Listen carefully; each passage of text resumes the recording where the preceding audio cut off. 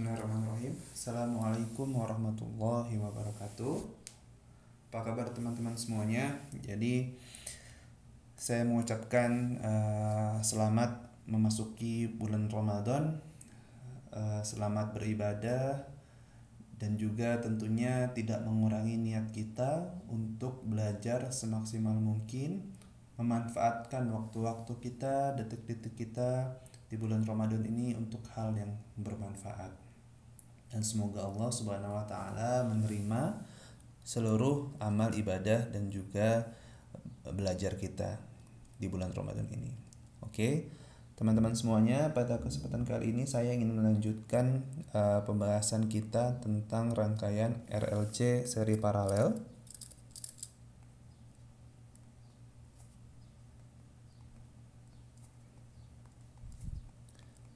Seri paralel, kombinasi antara seri dan paralel. Sebelumnya kita sudah mencari bagaimana impedansi jika di rangkaian tersebut ada kombinasi antara rangkaian seri dan paralel antara RLC. Contohnya kita ambil satu dulu, sebuah resistor, sebuah kapasitor, dan sebuah induktor paralel.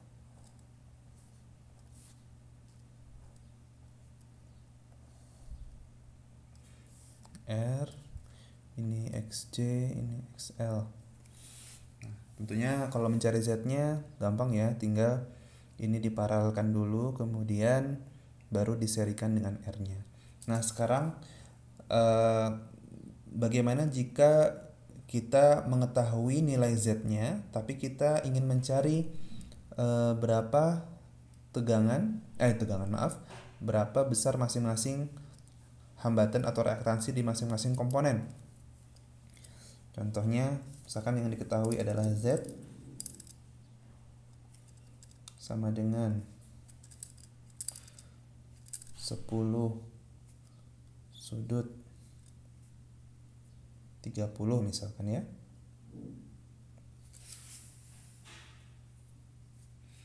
Nah, berapa besar dari R-nya? Nah, kalau seperti ini, R-nya tentu adalah bilangan realnya ya. Kalau bilangan real tentunya ini gampang. Kalau ingin mencari R-nya, kita tinggal mengubah bentuk Z ini menjadi bentuk rektangular.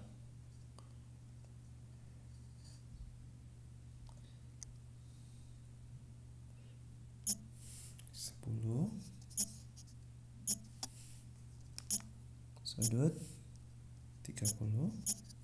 Nah, ini langsung kelihatan bentuk rektangularnya adalah 8,66 plus 5i, artinya R-nya adalah 8,66.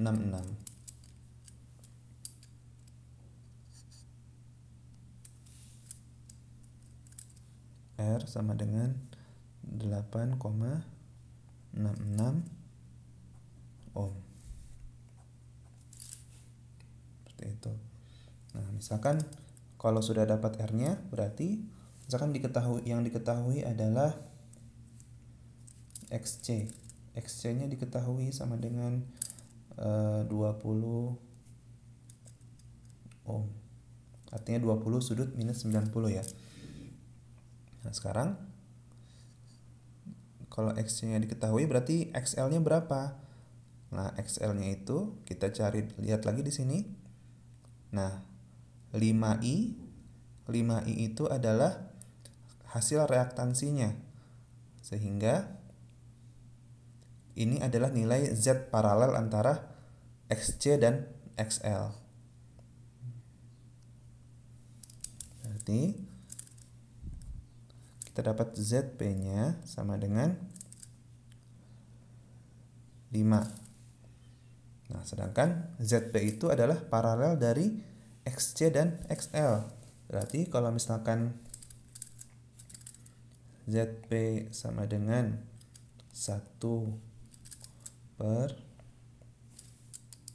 atau kita gini aja,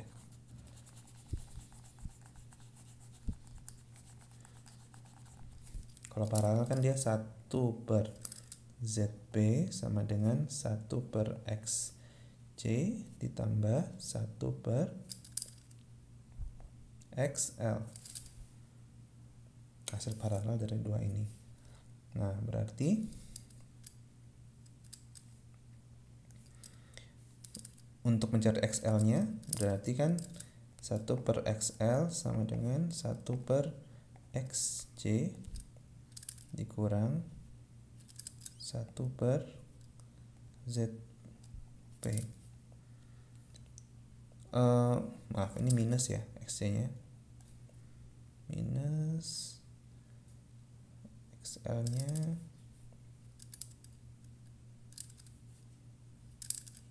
nah, berarti kalau XL-nya ini jadi plus. Oke. Nah, berarti XL sama dengan 1 per XC ditambah 1 per ZP. Karena dia sudah dalam bentuk I tadi, jadi tidak usah pakai sudut fasa. Jadi bisa langsung 1 per XC-nya 20 ditambah 1 per 5 sama dengan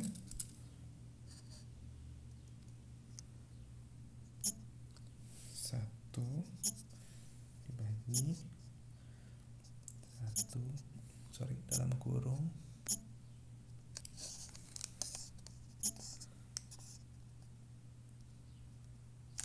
1 per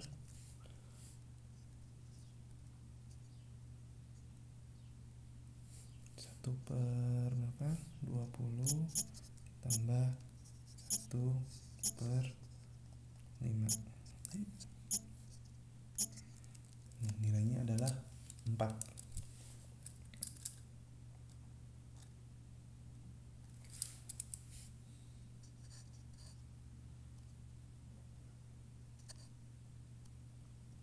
Berarti nilai XL-nya adalah 4 ohm. Nah, sekarang kita coba cek bener nggak kalau misalkan R-nya XC-nya 20, XL-nya 4, R-nya 8,66, hasilnya itu 10 sudut 30. Gimana caranya? Ini kan kita izin aja ya, kita bikin ya. ZP sama dengan 1 per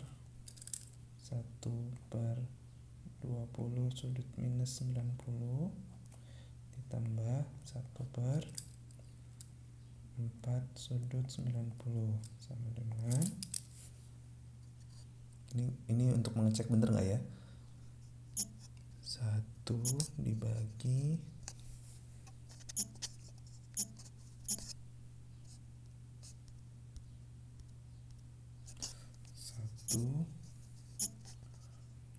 20 sudut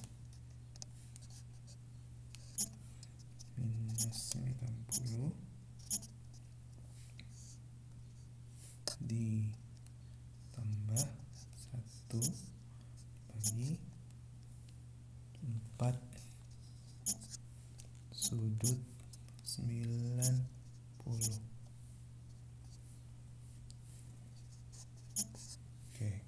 Hasilnya 5I atau polarnya 5 sudut 90.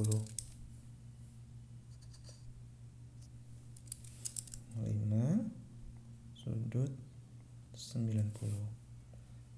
Nah, sekarang kita tambahkan dengan 8,66 sudut 0. Berarti Z-nya sama dengan R ditambah ZP ya. 8,66 sudut 0 ditambah 5 sudut 90. Sama dengan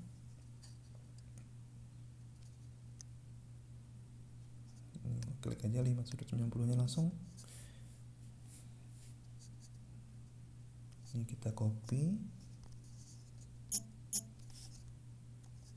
paste, ditambah 8,66 sudut 9 sudut 0. Oke. Berapa hasil polarnya? 10 sudut 30. Betul ya? 10 sudut 30.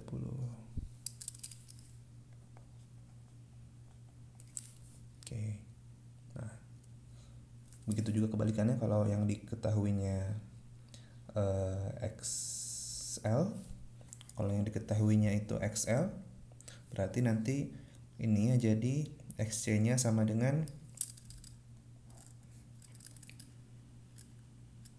1/XC sama dengan 1/XL dikurang 1/ZB, atau sama dengan 1/XL dikurang 1/ZB.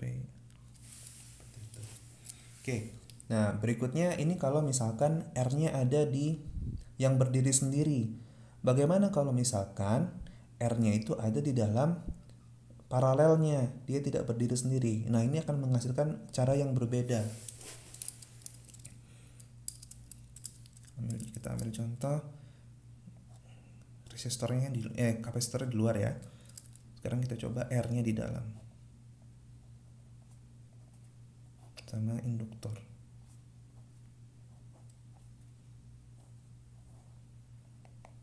Sorry. Bikin gini aja boleh. Nah, karena nilai Z-nya itu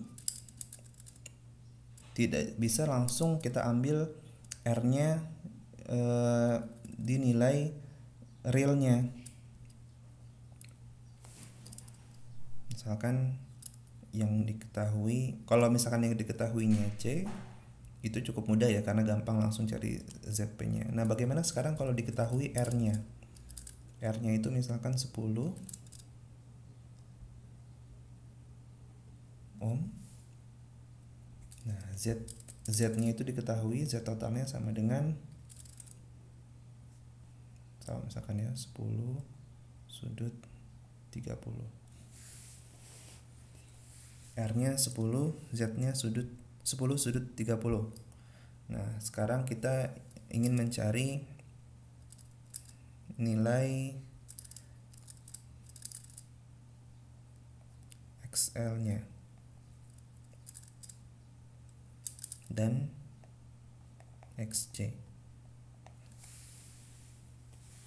Nah, caranya bagaimana?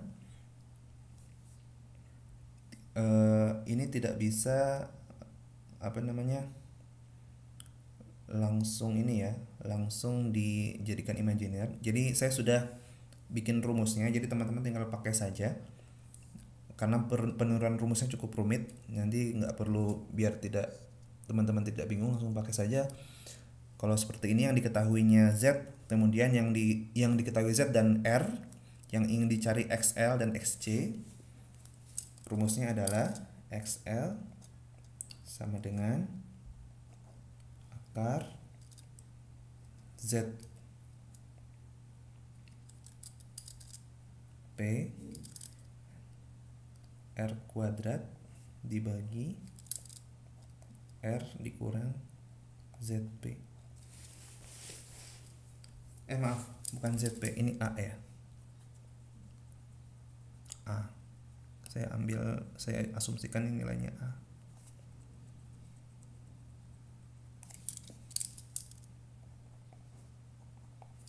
Nah, nilai A ini dari mana?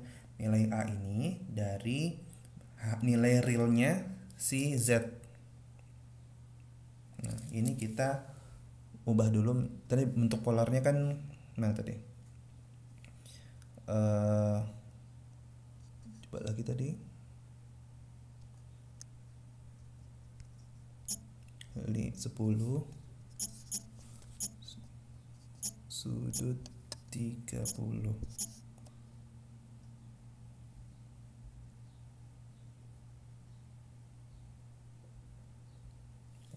Salah kayaknya. 10 sudut 30. Oke. Nah, nilai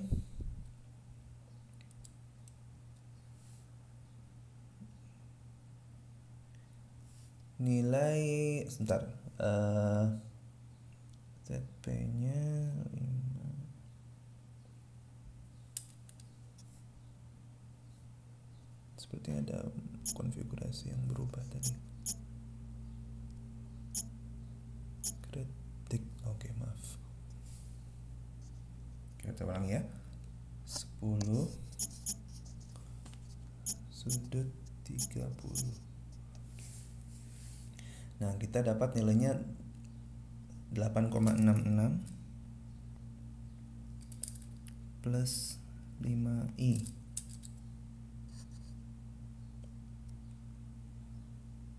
Nah, ini adalah nilai A, 8,66. Jadi XL-nya sama dengan akar 8,66 dikali R kuadrat 10 kuadrat dibagi R-nya 10 dikurang 8,66 sama dengan, hasilnya berapa? Kita langsung cari. Akar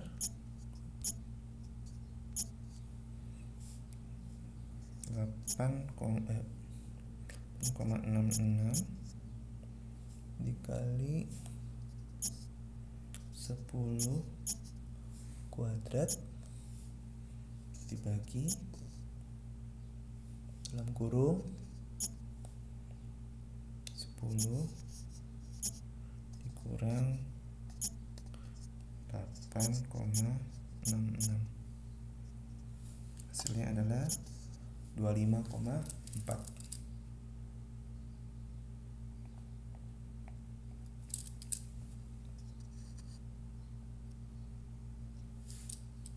Hasilnya ada 25,4 sudut XL 90 ya.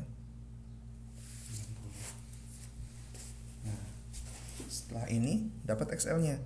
Berarti XC-nya kita bisa dapatkan dengan cara ini, sudah dapat 25,4. Cari ZP-nya dulu. ZP-nya berapa? Sama dengan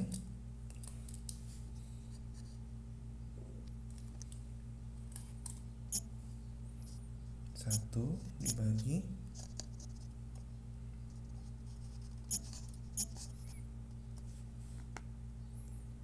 1 dibagi 10 sudut 0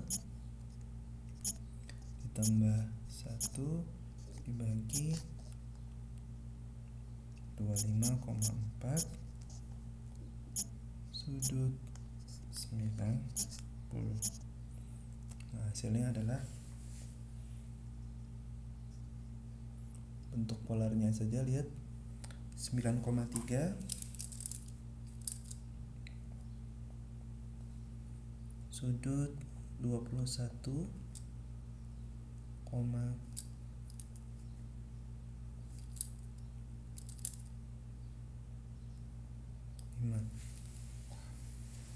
Oke. Kemudian untuk mencari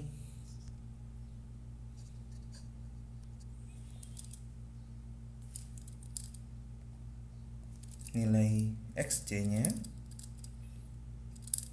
berarti kan Z itu sama dengan XC ditambah ZP.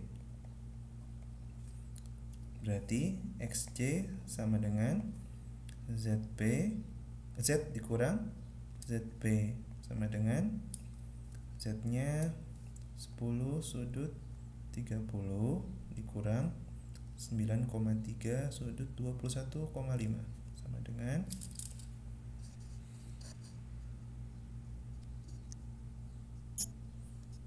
10 sudut 30 dikurang 9,3 sudut 21,5. Oke. Nilainya adalah 1,59. Ini ya, pastikan sudutnya mendekati 90 ya. karena dia harusnya minus ya. Sebentar, ini dibalik harusnya. XC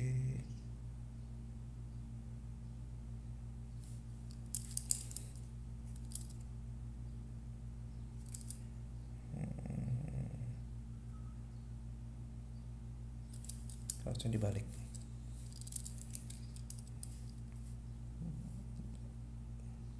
Apalah, nilainya dapatnya 1,59 sudut minus 90 harusnya ya.